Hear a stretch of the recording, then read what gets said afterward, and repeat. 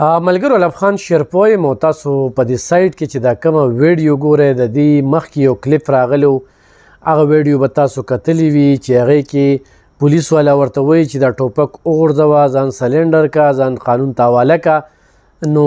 هغه تمانچه لاس کې نیولې ده او په موټر سایکل باندې چې کوم دی هغه روان وي او لاړ شي چې د دغه ځای نه لاړ شي نو خلک دغه ته پوښتنه کوي چې بیا څه چله شو نو بیا هلته ورته نور پولیس والا ولاړو او دغه پولیس والا چې ورته بیا وایي ودرېږه خو دغه کس چې دې ځای کې په دغه اټیک کې چې زه ډز وکړم او په دغه دوباره ځای کې په دې فوټیج کې تاسو ته ګوري چې دا یو ډېر بهادر پولیس یو ډېر نډر پولیس چې مرګ ویني خو د هغې باوجود چې کوم دی هغه دغه ګولۍ ته ځان ونیوه د هغه ګولۍ چې کومه ده پړه واغستله او بیا اخوا چې نور کم دوه پولیسو نو هغه دوه پولیسو چې کوم دی بیا په ده باندې فایرنګ وکړو دغه ټیم کې چې کوم دی فایرنګ بیا په کار ومو ځکه چې موږ خلک خو په یو دغه باندې خو هم نه مات کوو په دغه لومبنۍ ویډیو باندې دغه کمنټس راتلل دغه خبرې اترې راتلې چې دوی ورته نیغ نیغ په بخو بخو ګوري او دی پرېږدي او دوی ورته پولیس ورته ولې غږ نه کوي نو پولیس ته کله خو هم د ډز اجازت نه وي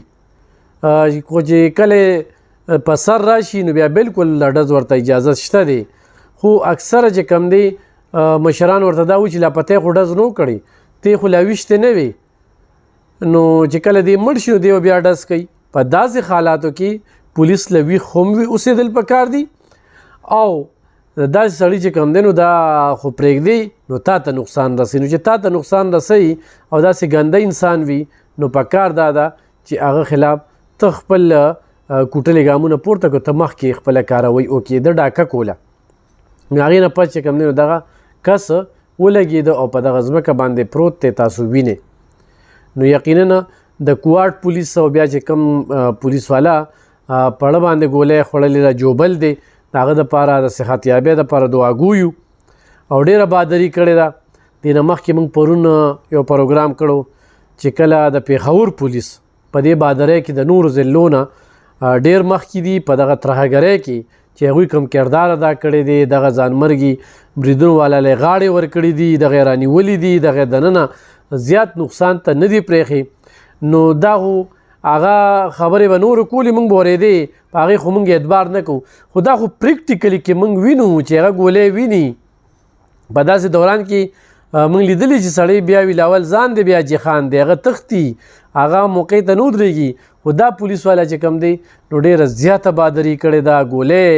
زموږ دپاره خوړلې ده د قام دپاره خوړلې ده زموږ د صوبایي حکومت نه د پولیس د مشرانو نه د دوی د خاندان دپاره د انعام اعلان چې کوم دی نو غوښتنه کوو او ورسره چې کوم دی نو دوی له ترقي خو هم ورکړي دغه ویډیو مې سره شریکوله ډېره مننه خوشحاله